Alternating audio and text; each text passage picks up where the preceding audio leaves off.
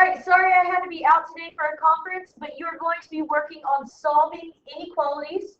For your opener, I want you to solve this equation. You're going to solve it using reverse PEMDAS in order to isolate the variable x. Pause the video and solve this on a sheet and open paper now. All right, so to solve this equation, you are going to first have to distribute, which gives you negative 2x minus 8 equals 24 plus 6x. I notice I have x on both sides, so I'm going to add 2x to combine those. Negative 8 equals 24 plus 8x. I need to get rid of this constant here. It's a positive 24x, so I'm going to subtract 24.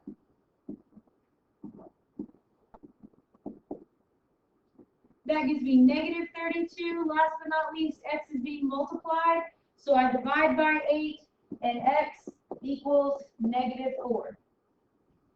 The reason that you are looking at an equation being solved is because solving inequalities is the exact same process.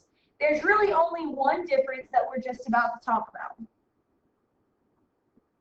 Notice here that our standard says to solve linear equations and inequalities. So today we're working on solving linear inequalities. We'll review some of that vocabulary later, but for now I want to talk about if the symmetric property works with inequalities. Can I say that negative 1 is greater than negative 2? Well, of course, negative 1 is closer to 0, so if you're in debt $1, that means you have less debt, meaning you're richer than somebody with negative $2 debt. But can I reverse that? Is this true? Absolutely not. So what if we took this inequality right here and we divided by negative 1 on both sides to keep it balanced? Is 1 greater than 2? By no means. So in order to make this true, in order for the symmetric property to work, the rule for inequalities, and this is really the only difference in solving equations and inequalities, is right here, and jot this on your opener sheet, please. Oops. When you multiply or divide by a negative number, you have to change the inequality sign.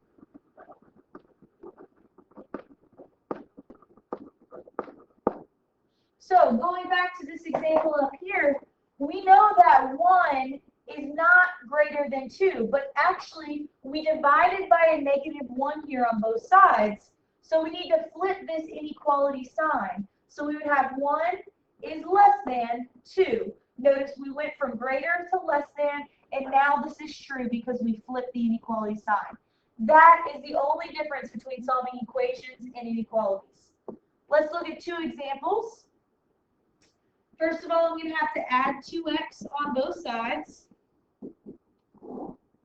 That gives me 6x minus 12 is less than 18. I need to get rid of my constant, subtracting 12 by adding it on both sides.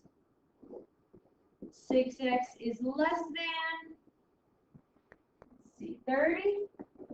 Divide by 6. Now I'm dividing by a positive 6 here, so that less than sign stays. It is x is less than 5.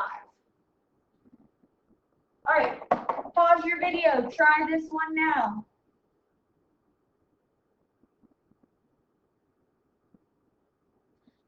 All right, hopefully you solved this one. The first thing we need to do is get rid of negative 36. Sorry, it was being added, so we subtracted 36. Now I notice that x is being multiplied by negative 9, so I'm going to have to divide by a negative. When we divide by a negative, our inequality sign goes from greater than to less than, and our solution is x is less than negative 1. All right, now you're going to practice on the worksheet. When you're finished, go to Google Classroom, Practice the inequality vocab, and then you're going to do this as your closer. Make sure you submit this in Google Classroom. Miss you guys. Good luck.